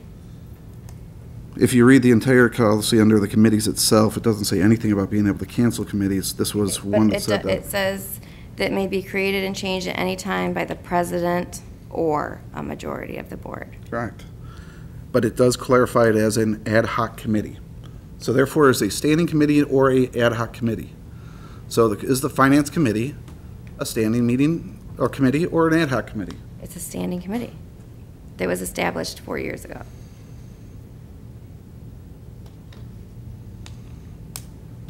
And So that's, Jason. my point is that I don't find that your authority to cancel said meeting, that is a standing committee, is not within the policy. And that's where I'm saying that the expectations, I think that you may be extending some of your responsibilities. Okay, well, first thing, for the 8 years that I've been here, the board president created and eliminated whatever they felt necessary because the board president had that responsibility. And I'll have to look at this and I have to get a legal opinion on this, but that's been what this board has done. So if you want to change it, we can discuss it as a full board. But the other point I want to make too is the only thing I wanted to do was to point out at that time for the finance committee that every single item that we discussed that you had on your agenda, or including the full board budget, we went through with the entire board exactly, except for decisions that were made in the finance committee, which no decision should be made in any committee because it's treated equally within every committee we have. So I'd like to So I direct had that some back to the. points on that. Then I guess I'm not understanding the purpose of committees. If you're talking about always bringing all the information back to the full board, bringing back to the top paragraph of the same thing under committees, it says committees of the board members shall perform the duties as assigned by the board, which may include deliberating, making decisions / recommendations, or taking other actions specifically authorized by the board. So ideally, within committees, there should be decisions that are made, that not every decision needs to come back to the board. It does, because you need a quorum vote. The decision of the committee can come back and say, this is our recommendation. Then we need to change this policy that the No committee shall decisions are perform made. duties, which may include deliberating, making decisions, recommendations, or taking action specified, specifically authorized by the board. I'm just saying that our policy says that. What paragraph is this? The very first one. That is how it works. The entire time I was on there, we met with Teresa whenever we met, and she would, let's say we had 5 bids going out. She would wind down what her choice was, we'd give her all the information, and we would make a choice to make the recommendation to the board, but a vote has to be a quorum and a committee cannot be a quorum. So when we discussed this as a policy, we discussed that making decisions or recommendations were all part of one. That it was something that was decided by the group, like when we have a policy committee, we came up with we decided that this policy was important enough to move to the full board as a recommendation. That's why it was decisions or / recommendations. And there's, especially with finance being the most important, because we just came out of deficit, there's no way that decisions, are you saying that decisions should be made just by that committee? No, I think that there should be language that gives some discretion and direction to what is the responsibility of the committee's level of decision and what is discretionary that should be brought to the board for levels of decision.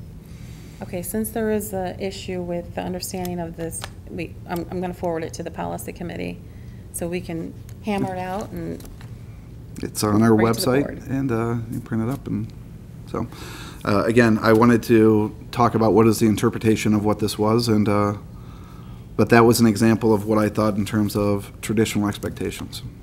Okay, and I'll tell you, just like I mentioned in the committee, or I had my notes about reasons why I felt like, because of talking to people in the community and hearing different things come up with childcare, latchkey, or this big fund, or what was it, for $2.4 million in the budget that was spent in 2008, regardless of the year.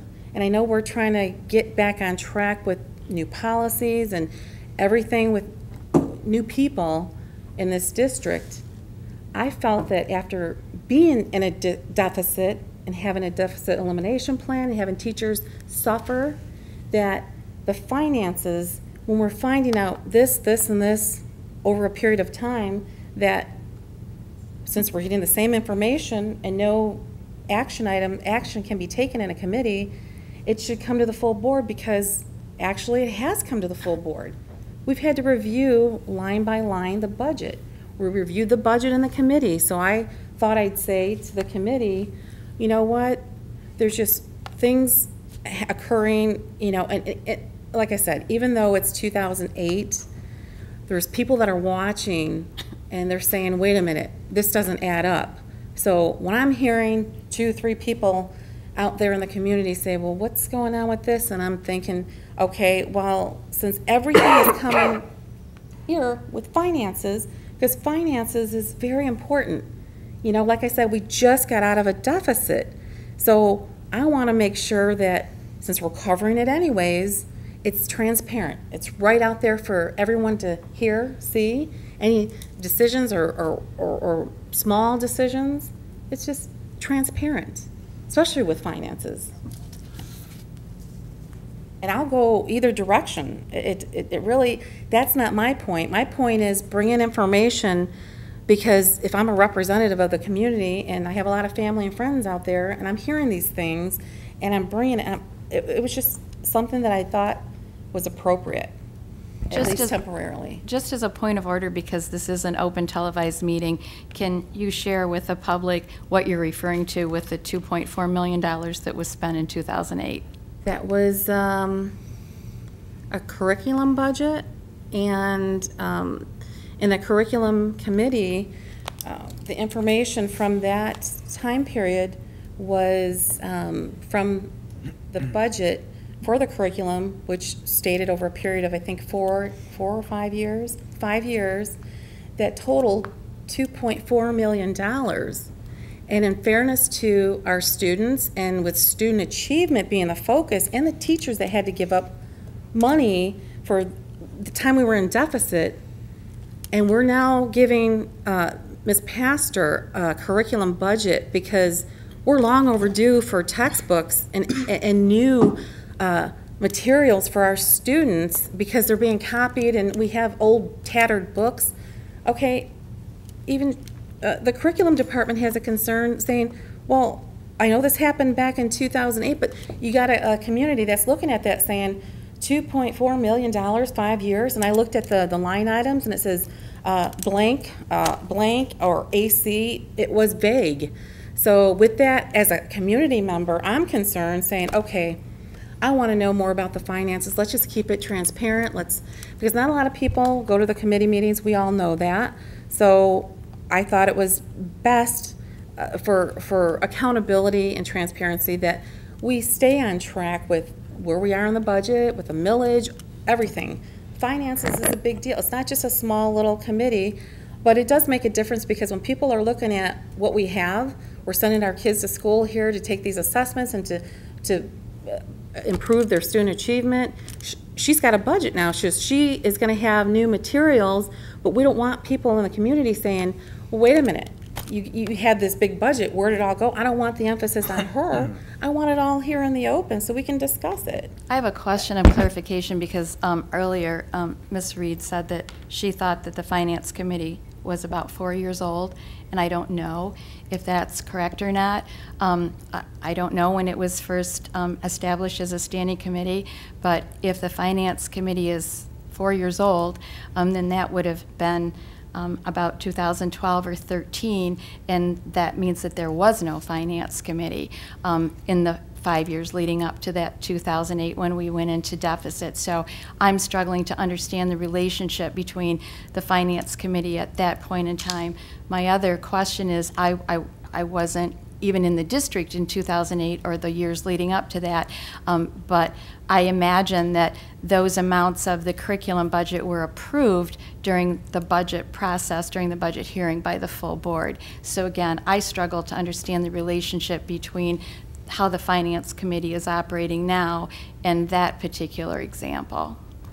Well, because it was brought to our attention, and even me as a citizen, as a parent, it's concerning, you know, and if there's no books or new curriculum or textbooks that kind of refer back, we're trying to set up a schedule that brings each program in alignment with what's needed to be updated.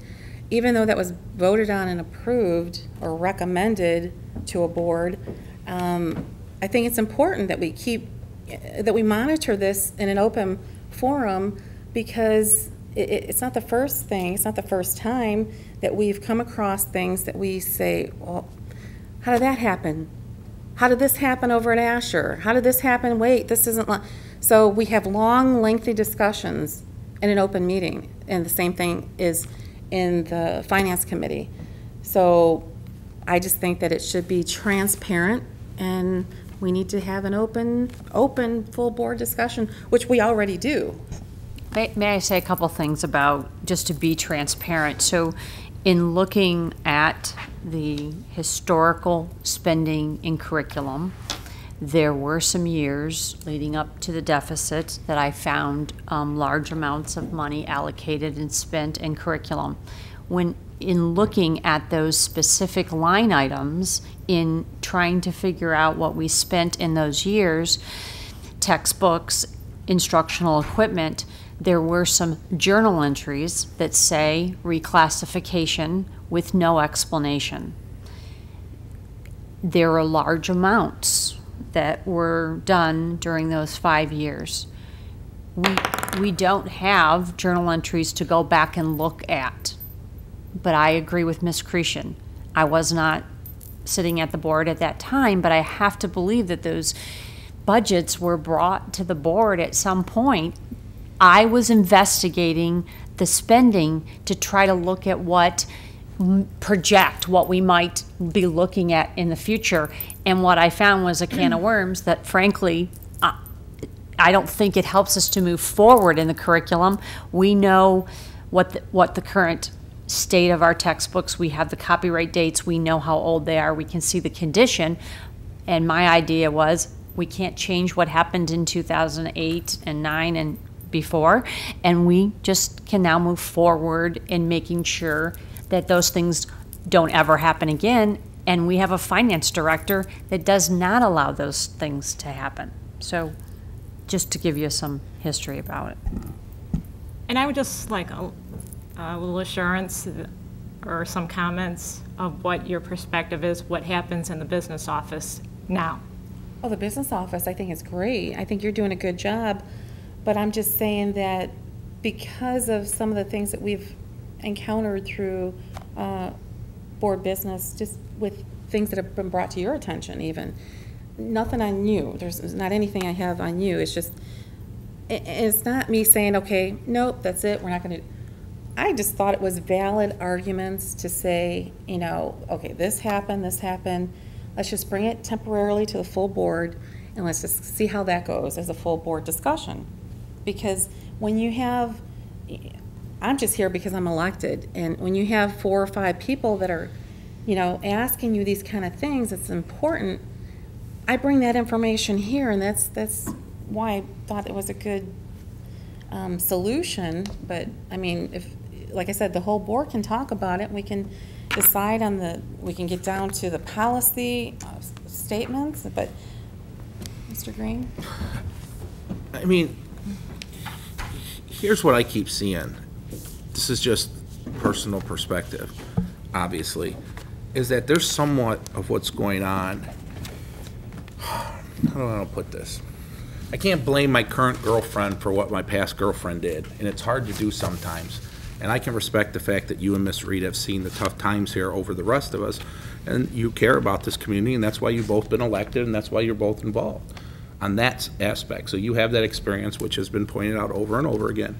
But in that same time, you guys got burned a little bit because you guys also, and I'm not saying you made the decisions, but you were on the board when some of these decisions were made, and maybe there's some mistrust and this and that.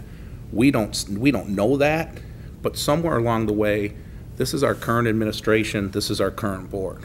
We can look in the past all we want, and we can oversee and this and that, but we gotta trust each other to a point to let everybody do their job and find some happy balance amongst this whole thing, instead of, it just feels like it's us versus them. What's the president's role? What can the president do? What can this person do? What can that person do?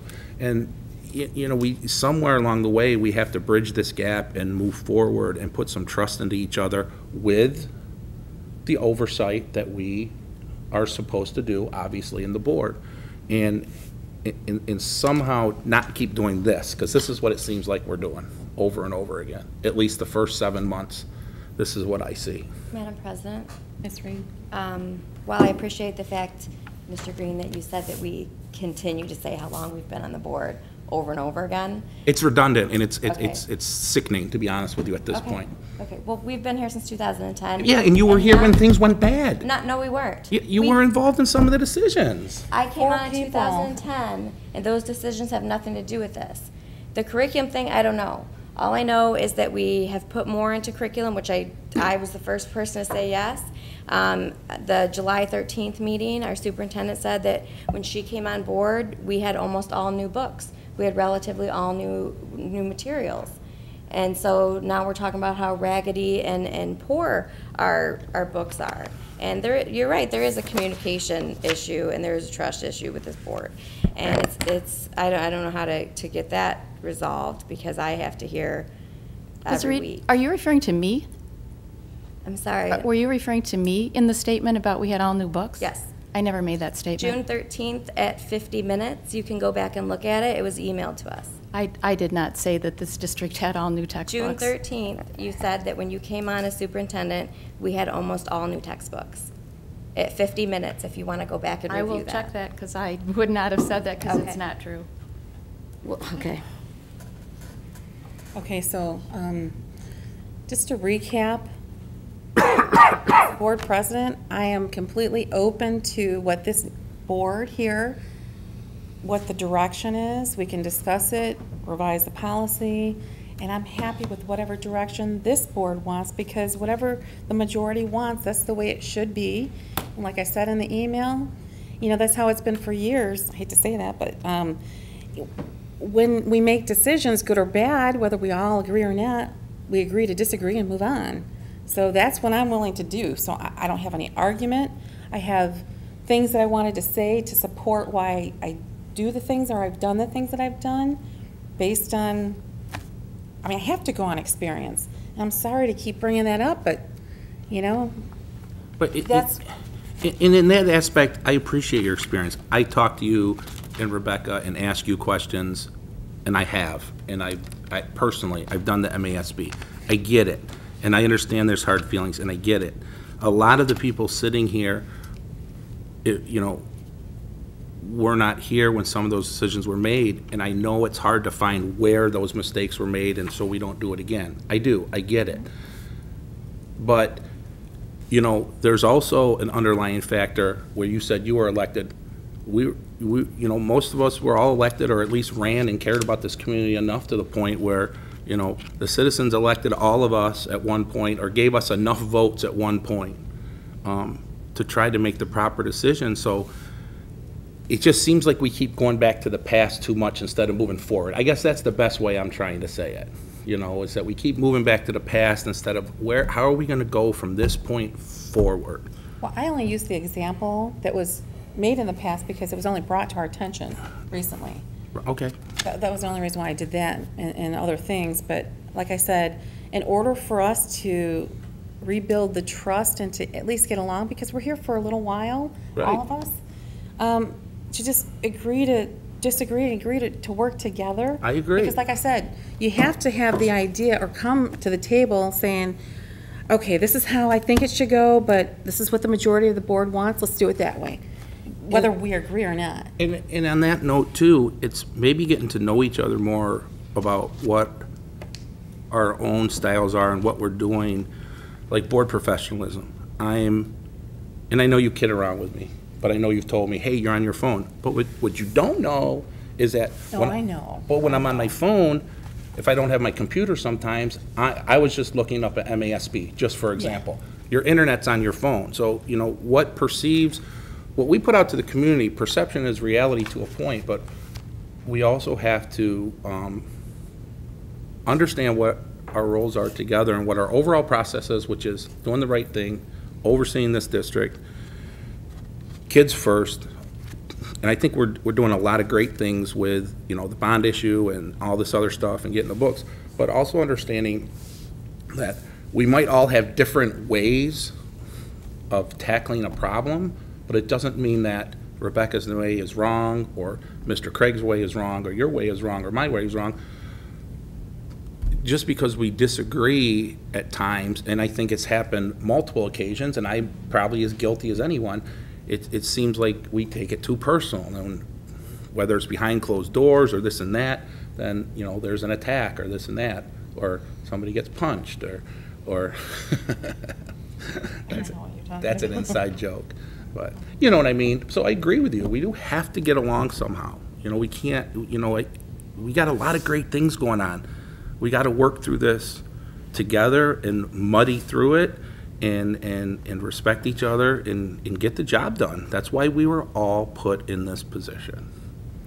And some of the things that I bring up, like with the cell phone and things like that, people are watching, and when they bring it to my, maybe I should say, you know, just to point out, you know, for audience sake, but as the person who's speaking, I'm taking a lot of bits and pieces from a lot of people, and I have to, you know, and I try not to name names because I think that's unprofessional. I think it's inappropriate, but I want to make sure that it's out there, that it's coming to me, or if you ask questions, I can tell you, you know, this is where it's coming from, but. And some things I think we can handle on our own. I had somebody call me the other day and tell me that Southgate Anderson was going to be condemned because the person who lives across the street from them works on the construction team and said there's no way that place is condemned. And that's the furthest thing from the truth, you know? And so, you know, sometimes we can handle things on our own too. So, I don't know. It's just when we seem to disagree, it seems to get personal at some degree, and it shouldn't. This is what I'm doing, or what you're doing, or what anybody in this board is doing, or what they feel is right. You know, they feel it's right on the issue. I hope that's what we're all doing. We're making decisions based on the information that we have at the time, that we individually think it's right. And then when we make a decision as a board, it's a unified front.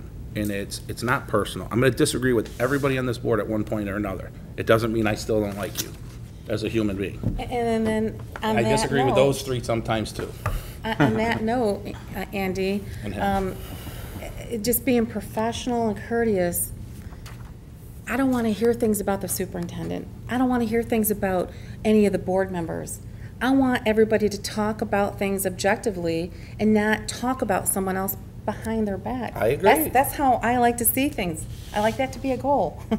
But it shouldn't be that way. It should be, we work on it, you discuss it, and not make funny faces that the audience can say, well, no. Treat everybody with respect, and we can get through these discussions and arguments and move on. I'm the first one to say, okay, if it's an issue for one board member, we're going to bring it to the full board and we'll discuss it. And then whatever the majority wants, we can move forward. Interpretation gets to be difficult sometimes. What you perceive is not you. What one person perceives not to be I know. condescending, or somebody else may not have meant it in that light. So that can be a slippery slope. So we all got to be careful. Okay.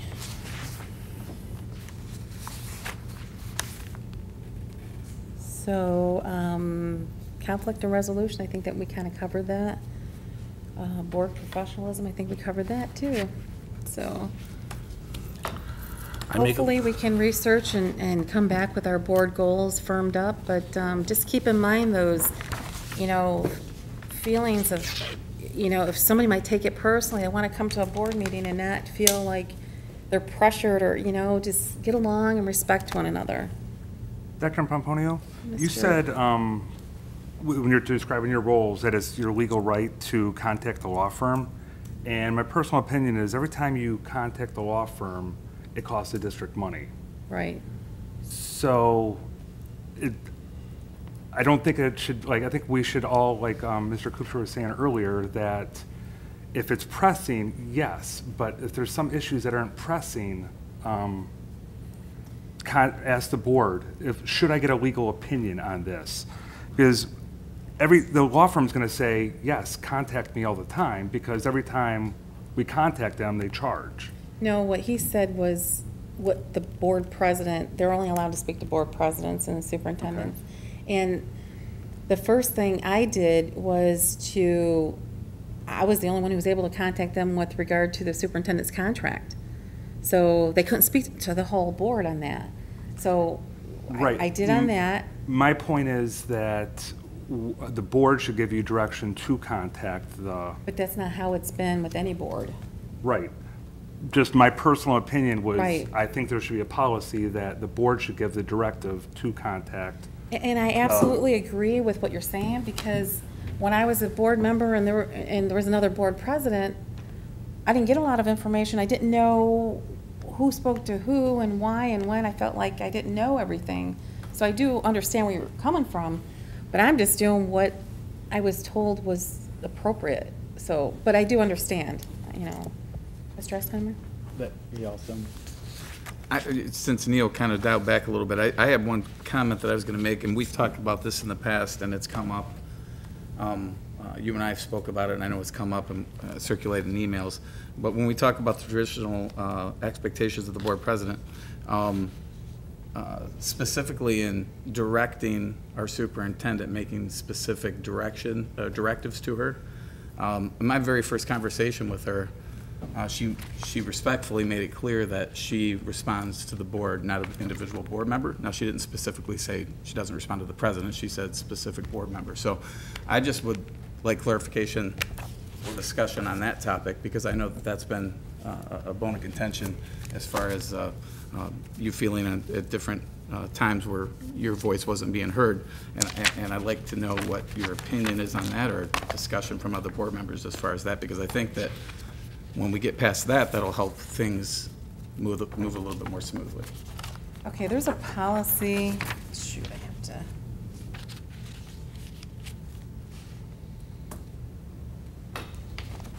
That directs the board president to other duties and responsibilities with respect to the superintendent. I don't have that because I wasn't prepared to talk about that, but it's in the policies, and it talks about other duties. And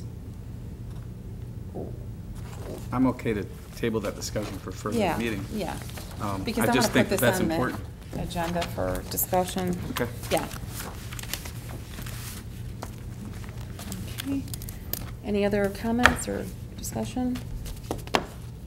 Okay. That's all I have. I have a motion to adjourn. Make a motion to adjourn. Second. Thank you.